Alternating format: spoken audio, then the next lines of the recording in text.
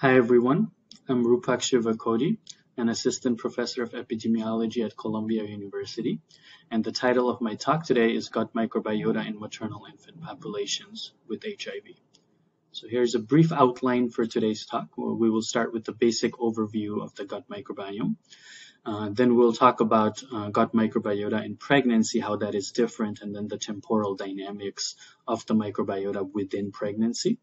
And then in this last part, we will talk about gut microbiota, pregnancy gut microbiota, and how it is impacted by HIV status, as well as how it impacts health outcomes such as birth outcomes and infant growth, as well as its relationship with inflammation. So this last part, there's limited data on this. As a result, I'll present an ongoing study and provide some preliminary data related to that. So we'll start with the overview of the gut microbiome. As a basic overview, humans have 10 trillion human cells and 20,000 human genes. In contrast, a human has around 100 trillion bacterial cells and 2 to 20 million bacterial genes. So you can see that the cells is about 10 times more bacterial cells than human cells. And then at the gene level, it's about 100 to 1,000-fold higher bacterial genes compared to human genes. There are some newer estimates that suggest that instead of 1 to 10, the ratio is a little bit closer to 1 to 1. But regardless, we have a lot of bacterial cells and bacterial genes within us.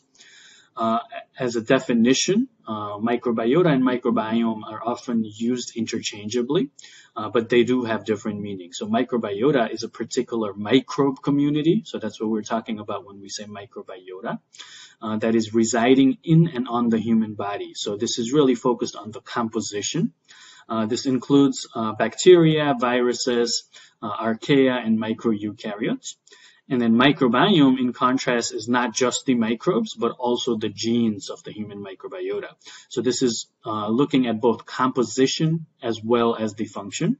So composition, again, is who's there, and then function is what are they doing. And let's look through this. And this, as an example, this is from the Human Microbiome Project. And published in 2013.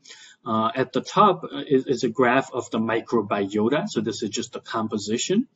And what you can't see here, but these different columns, different columns here on the x-axis are really different individuals. And what we have here is bacteria from the different phyla.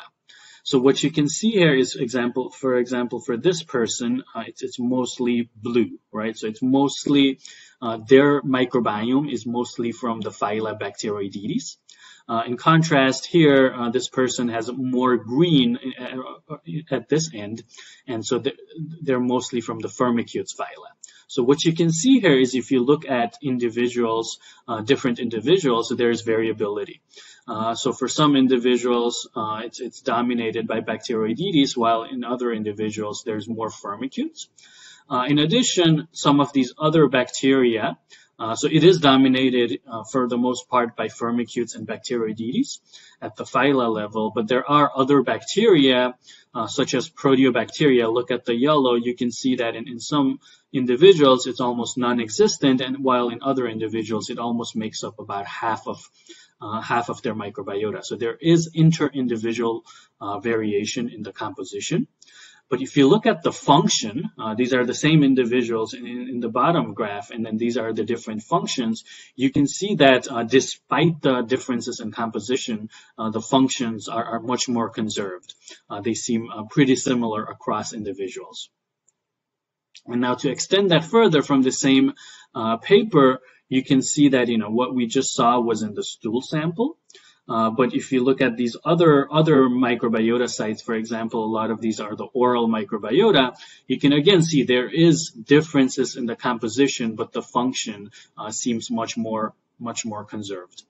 So really the conclusion from this part is despite compositional differences among healthy individuals, the core metabolic and functional pathways seem relatively stable.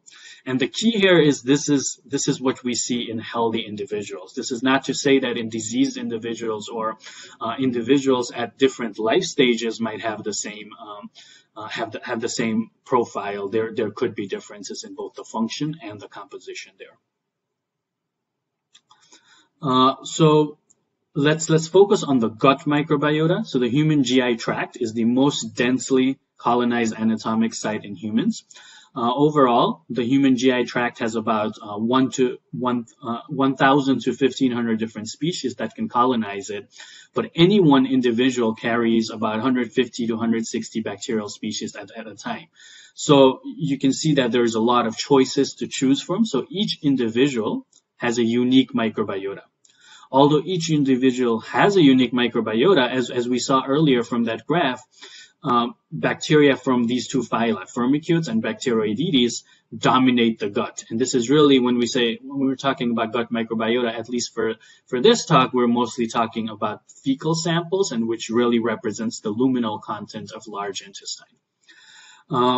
And as we said, around 90% of the bacterial group found in humans in the gut are from these two phyla. And then most bacteria in the Bacteroidetes phylum belong to the class Bacteroides, and specifically at the genus level in Bacteroides and Prevotella. And then most species in the Firmicutes phylum belong to Clostridium clusters. Again, at the genus level, they're Clostridium and Eubacterium, for example. There are other phyla such as Actinobacteria, Proteobacteria, Fusobacteria, as I said earlier, if Proteobacteria just 1%, in some individuals it did make up quite a bit of, much more than 1%. So there is variability between individuals.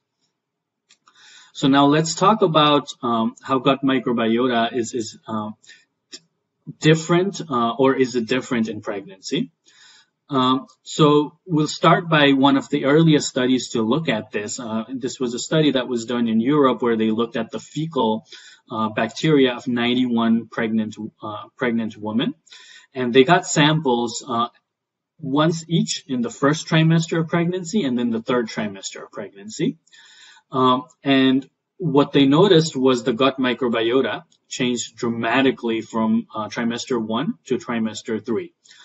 So the first thing they noted was there was reduced alpha diversity, there was reduced bacterial richness.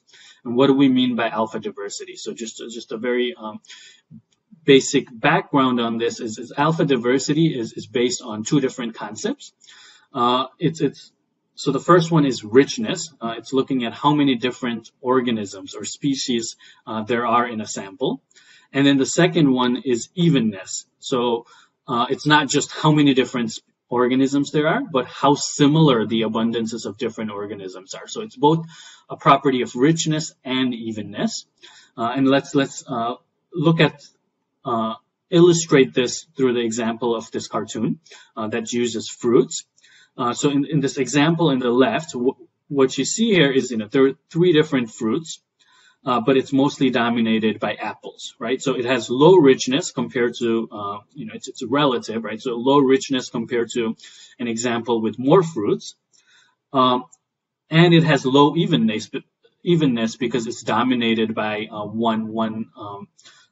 one fruit, or you can think about, in the context of bacteria, one genus or one species. In contrast, in this example here, there's still low richness, but there's high evenness. They're more even. It's not dominated by just one species. And then these examples here are where there's high richness, so there's a greater number of fruits or bacteria, right? But it's still dominated by one fruit. So it's low evenness but high richness. And then this last example is where it's both rich and evenness. So this is an example where this high rich and high evenness would have the highest, greatest diversity score, alpha diversity score, compared to high richness and low evenness. So both of these matter, at least for some indices of alpha diversity. So as we said, what this is saying is from the first trimester to the third trimester, the alpha diversity or the richness is decreased. How about beta diversity? So they also looked at beta diversity, and the next slide we'll talk about what that is, but it's really, there is the diversity between mothers, right? So when we're talking about alpha diversity, it is really within a sample, within a specific sample. Here, we're comparing two different samples. So the diversity between mothers increased from trimester 1 to trimester 3. So let's look at the concept of beta diversity very briefly again. It is a measure of similarity between the communities of two different samples. So how many organisms, so this is a property of two different things, so how many organisms are shared between the two samples, and then whether the organisms shared are present in the same abundance. So it also has this concept of same abundance. So the higher the beta diversity, the less similar the communities are. And then beta diversity is high in the gut. So different people have different microbes because there's a lot of choices to choose from, as we said earlier, because so they're less similar to each other compared to beta diversity in a different body site, for example. So what they saw here was there was a vast expansion of diversity between mothers. So from trimester 1, the trimester 1 mothers were more similar to each other compared to the trimester 3 microbiota. And then there was an overall increase in proteobacteria and actinobacteria in trimester 3. So really, what these findings indicate is that by trimester 3, the microbiotas were depleted of bacterial phylogenetic diversity. This is alpha diversity is depleted, but in ways that differed between women. So that's the increase in beta diversity that the second part is referring to.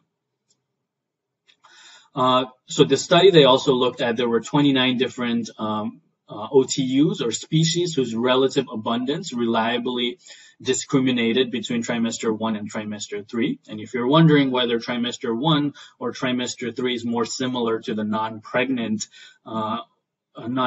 woman, it was trimester 1. So trimester 1 was more similar to the non-pregnant woman. And then they also did a fecal transplant in germ-free mice, where they transplanted either trimester 3 from the moms, these are human pregnant moms, either the trimester 3 fecal samples or trimester 1 fecal samples, and then they looked at inflammation and adiposity. And what they saw was when you transferred trimester 3 microbiota, that it resulted in greater inflammation and increased adiposity compared to when you transplanted the T1, the trimester 1 microbiota. So the conclusion of the authors, who are gestational age-related changes in the microbiota that promote weight gain, suggests that, as pregnancy is a unique state, they require greater energy harvest. So the microbiota have been adapted to help with the greater energy harvest needed during pregnancy to support the growth of the mother and the fetus. So this is, again, the composition related to the function that we're getting at here. There was another study that was published in 2015. This was a case-control study of 49 pregnant women. And in this study, instead of just, last study just got one sample in trimester 1 and one sample in trimester 3, here they instead got weekly samples during pregnancy. And it was not just stool samples, they also got these additional samples that we won't talk about today. But they had weekly samples, and then they looked at alpha diversity, they looked at beta diversity, and they also looked at what they called instability. So this is really also a way of looking at beta diversity, but it's looking at how the samples differ between the same subject sample over time. So you're looking at same subject community sampled in consecutive weeks. So here's the result from that study. And then, I won't talk about these other body sites other than to say, the message was largely similar. But what you can see is if you look at alpha diversity, beta diversity, or instability or beta diversity, for the most part, they seem pretty stable. So in the x-axis is gestational weeks of pregnancy. So you can see that for the most part, they seem pretty stable. So the stability And the beta diversity especially, the p-values also support that. And then for the alpha diversity, there could be a slight decrease. Again, the p-value is not significant, but it is 0.053. So there could be a trend for decreased alpha diversity. But the overall message is this looks, if you look at the stability over a week, that it looks pretty stable during this time period. So how do you bring these two different studies that we just talked about together? And one way to think about this is that trimester 1 versus trimester 3, which is that first study, there are likely differences in the gut microbiota and microbiome, and this makes sense. There's major differences in physiological needs of the mom and the fetus between trimester 1, which is much more similar to the non-pregnant stage compared to trimester 3. But if you think about the differences between trimester 2 and trimester 3, there might not be as many differences. Not just the studies that we talked about, but multiple other follow-up studies have shown minimal changes in gut microbiota. And this is not universal, but most of the studies seem to suggest this during the trimester 2 and trimester 3. There's still gaps in knowledge. For example, these two studies were done in Europe and North America. How might this be different in other settings, especially resource-limited settings, where the baseline microbiota is already really different? And then what happens in the setting of disease? Right, these were in healthy women. What happens, for example, in populations with HIV? So that's the next focus. Next part will focus on that. So let's start with pregnancy gut microbiota and HIV status. Why might we be interested in studying gut microbiota in HIV? So the first part, before we talk about gut microbiota, is to talk about the gut dysfunction that happens during HIV. HIV infects CD4 T cells, and a lot of the CD4 T cells are in the gut. So as a result of HIV infection, there is impaired gut integrity. So here is an example infection. This cartoon is not exclusive to HIV, but a similar concept happens with, for example, other things as well. But let's imagine HIV infection is happening, and as a result, the epithelial cells that are normally held tight together become leaky. So there is microbes can now translocate from the lumen into the bloodstream, and this can result in things like monocyte activation and then ultimately inflammation. This increased inflammation, this increased impaired gut integrity, this increased microbial translocation have been independently associated with a lot of adverse outcomes. For example, higher levels of these markers in HIV have been linked to mortality, increased treatment outcomes, and then cardiovascular disease, a lot of different outcomes. But how about in pregnancy? So we looked at a study trying to look at the role of, again, some of these same markers, so impaired gut integrity and inflammation. In this study, we specifically looked at, again, marker of gut barrier dysfunction, IFAB, and then two markers of monocyte activation.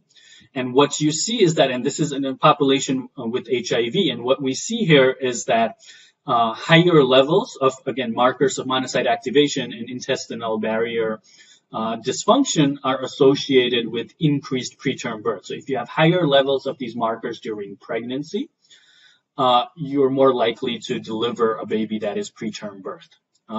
So it sounds like, gut dysfunction and inflammation also plays a role in pregnancy outcomes in HIV, in populations with HIV.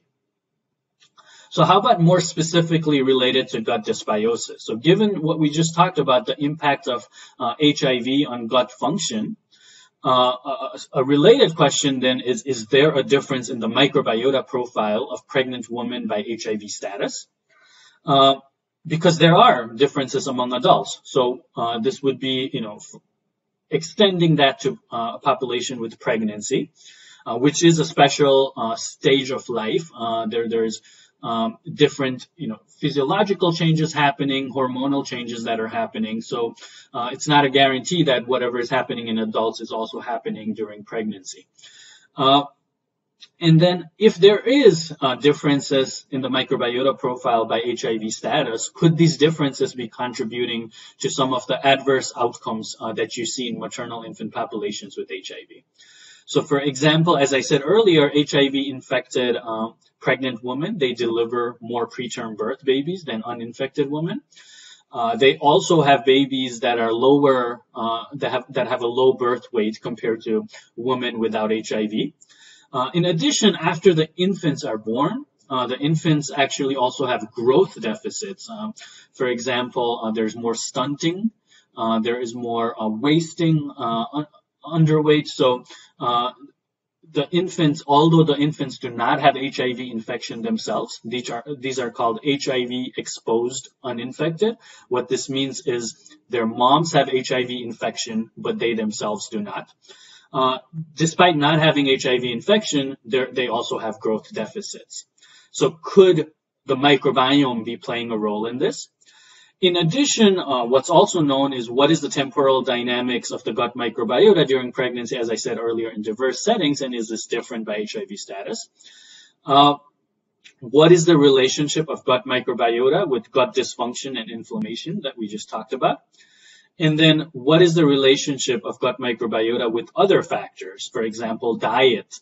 Because you could then think about modulating the diet or directly modulating the gut microbiota as an intervention to then improve some of these outcomes, such as preterm birth. So to address some of these questions, we conducted a study.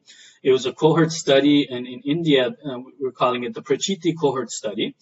And this has two populations within this. So one is HIV-infected pregnant women. There are 92 that we enrolled. And then there is HIV-uninfected pregnant women. These are 155. And the inclusion criteria is it's pregnant women that are greater than 18 years of age with gestational age between 13 to 34 weeks at enrollment. So either in their second or third trimester of pregnancy. And then of note, all of them will be on antiretroviral therapy. And then we, again, recruit them in the second trimester. We follow them we have a visit at third trimester. We have visits in delivery, and then we follow them up to 2 years postpartum, as well as we follow their infants as well. So the study design is specifically related to microbiome, is that we collect stool samples in the second trimester. We collect them at the third trimester, and then at postpartum, we also collect at 6 months postpartum in all of the women from the PRACHITI study. And then in addition to the moms, we also collect at 6 months from the infants. So these are the HEU. Again, these are infants who do not have HIV themselves, but their moms do. And then HUU, these are infants who don't have HIV, and their moms also don't have HIV. So it's HIV unexposed, uninfected. In addition to the stool samples, we also have data on inflammation. So these are, again, markers of gut integrity, monocyte activation, and other markers of inflammation. We also collected detailed dietary data. And then finally, we collected clinical data on birth outcomes. So this includes preterm birth and low birth weight, and then infant growth. And again, this includes infant height, weight, so that you can measure, you can compare and study the relationship of gut microbiome with, again, stunting, wasting, and other anthropometric measures. So really, with this design, we can ask the relationship of gut microbiome with HIV status, as well as these other things. So let's start by talking about HIV status. So this is, again, preliminary data. This is from about half of our cohort, a little less than half of our cohort. So we should consider this data at this point preliminary. So this is samples from either the second or third trimester. They've been right for this graph, we only show the third trimester data, and this is looking at alpha diversity. Again, remember, this is the richness within a sample. And what you can see here is that if you look at the p-value, the alpha diversity in HIV infected versus HIV uninfected pregnant women does not seem to be different. And then this graph is looking at beta diversity. This is a PCOA plot, and what you can see here again is that the beta diversity does not seem to differ by HIV status. So the alpha diversity and beta diversity, it seems to be similar. However, if you look at the bacteria, the differences in the bacteria, this is at the family level that we're looking at. What you can see here is that this is HIV negative here and HIV positive here. What you can see here is that at the family level, at the Prevotella family, you can see that HIV positive pregnant women have lower levels of Prevotella and higher levels of Violinella. Again, this is at the family level. The other differences don't seem as drastic. They seem more similar, but these are the two that there are some differences that we observe. And then here is looking at the various different levels. I know this is a busy slide, but just want to say, so this is looking at kingdom, phyla, class, family, and genus. And then this in the left is HIV positive, and this is in the right is HIV negative. And we already talked about the family in the last slide, and here's the data at the genus level. And again, what you can see here is if you compare the two graphs, there seems to be more Prevotella in the HIV negative. So HIV positive have less Prevotella, and then again, this isn't so easy to see, but higher levels of Megaspora. And again, I'll just say that this is preliminary data, and we will have a lot more samples and a lot more data that will allow us to have a better sense of this data and be able to do some statistics as well. So again, we talked about now the relationship of gut microbiome with HIV status. So the next one is looking at stage of pregnancy. So the rest of this is I will talk about just the study design because the data is not there yet. But what we did here is, so first of all, we do have how does the gut microbiome differ by the stage of pregnancy? So as I said earlier, we have data on second trimester, we have data on third trimester, and we have data at 6 months postpartum. In addition, to get a better sense, we also did a sub-study where we did much more intense sampling. So this is looking at the temporal dynamics of the gut microbiome in pregnancy. So again, we for this sub-study, we co-recruited from women that were already enrolled in the PRACHITI study, and we enrolled 2 cohorts. So this is HIV-infected pregnant women and HIV uninfected pregnant women still, but the sample size was 35 in each group.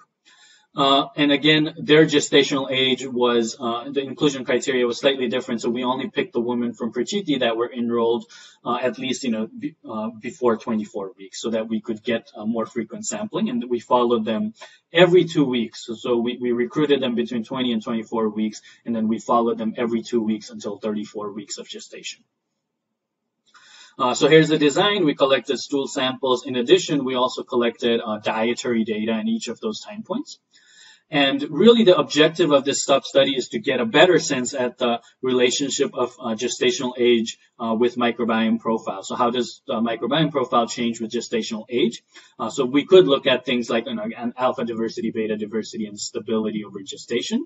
And then having these 2 different populations will also allow us to understand whether the temporal dynamics changes by HIV status. And then the reason for collecting the dietary data, again, is to understand the relationship of short-term, and we also have a long-term dietary intake to understand the relationship of short-term versus long-term dietary intake with microbiome profile. Data from other studies suggest that long-term might be more important, but we will confirm this in our study, and we will also understand the relationship of diet and microbiome because you might then get ideas of how to modulate the diet in order to modulate the microbiome. So thinking of it as intervention potential, for example, for preterm birth.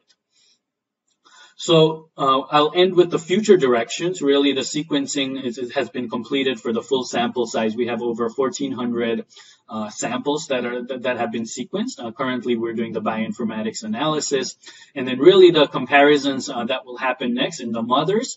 We will look at, as we said, in the full cohort, we'll look at second versus third versus 6 months postpartum, and then we actually also have a non-pregnant comparison group, so we can also compare pregnant versus non-pregnant versus postpartum.